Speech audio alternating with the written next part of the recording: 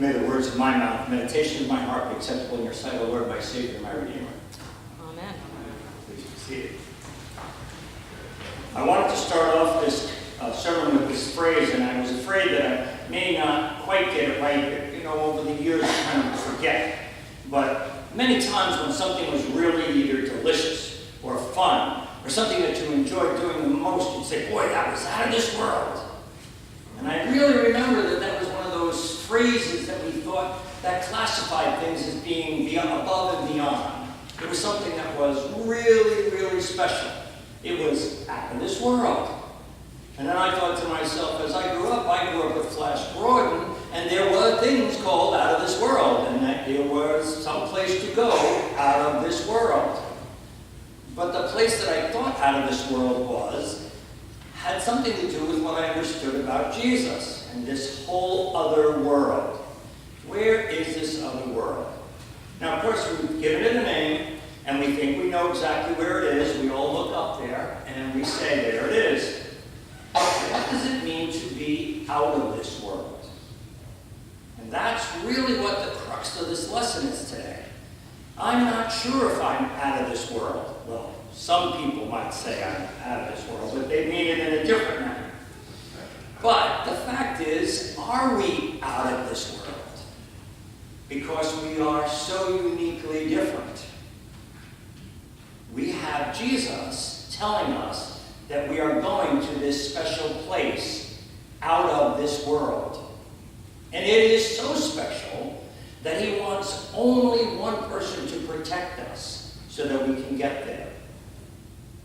Now, of course, if you wanted to take the comparison, what's this other world that we've heard about many times? It's even got a little bit of a foreword. It's called the underworld. And of course, Jesus refers to him. Keep them protected from the evil one. So that's the other world. So now we've got three worlds, and we aren't even scientists. I thought to myself, this is really going to be difficult to explain to a scientific person because they know there are things that are outside of this world. But then what's this other world? So which world are we in? I had a roommate in seminary who was taking his doctoral studies, and he needed to define for his instructor the meaning of present. And so he wrote a 25, 30-page paper on what it meant to be in the present. And he gave it to me to read, not necessarily for me to critique. I was never bright enough to really understand his work, but he wanted me to read it. And so I came back with some questions, because I thought the professor was going to ask the same kinds of questions. He spoke of the moment, the millisecond, that is present. And each of us add all those present moments together to make a lifetime.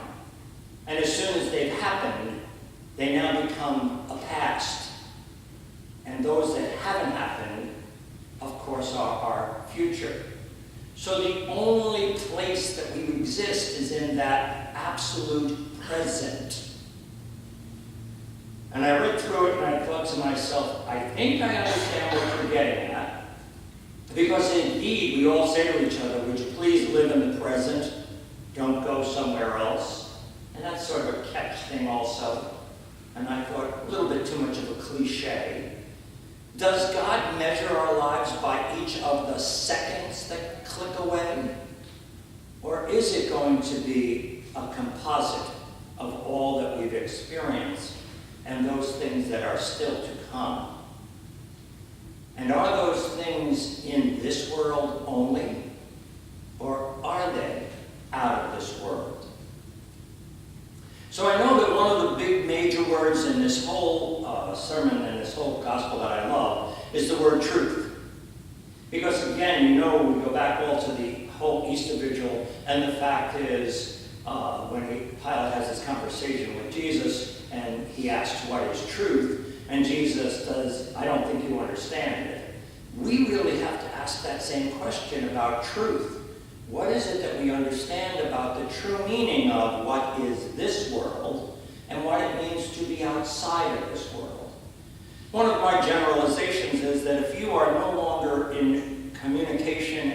closeness with God, you are outside of God, which would mean you are outside of the world. It means that you don't actually participate with God. You participate with other things. Could be the underworld. It just could be things that drift you and pull you away. It could be the fact that there's something going on in your moment in your life that you say is much more important than God. And that you don't need to go back and ask God, can I find out what it is that I'm supposed to know from this experience? Those are the moments that I believe truth exists. And the truth then is based on your faith. And so today is the last Sunday of the Easter season. And of course, we sang Crowning with Many Crowns. It's one of those occasions when we think of Jesus as being the King. And of course, on Thursday, when we celebrated the Ascension, I always think he went to another world. But isn't it our world? Don't we belong there too? Aren't we expecting to be lifted up and into that world? And I think that's when we find truth. That is the belief that Jesus did indeed provide us with a way. Provided us with an opportunity to get to God in the closest, easiest possible way, avoiding all of the things that pull us away, that continually distract us. And so we are out of this world. I kind of smile when I say that because, one of the things that I think is Grace Church is out of this world. Now that's sort of a real positive impression that I want people to have about the people who come here, worship, and go out into the world. They're out of the world. They're out of this world. They're so special. They've been given such wonderful gifts. They understand God in a very important way. That's called truth. And I know each time you think about it, you know you have it. You can avoid the underworld. You can avoid the spatial stuff. And you can live in the present. But you must live in the truth. Christ gave us that opportunity.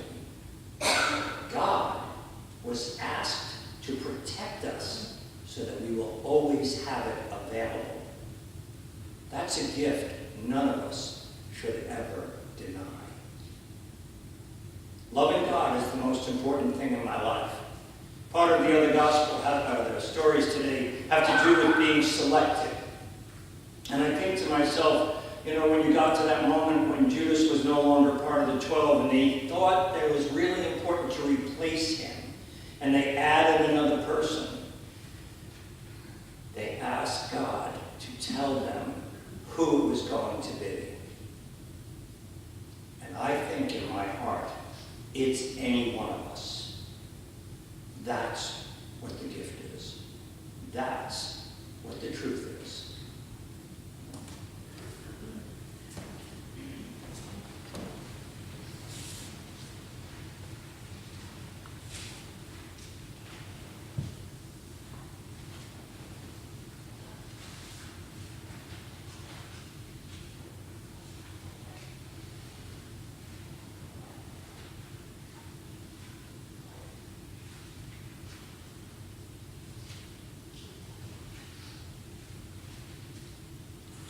Let us stand and join together as we affirm our faith in the nice. We believe in one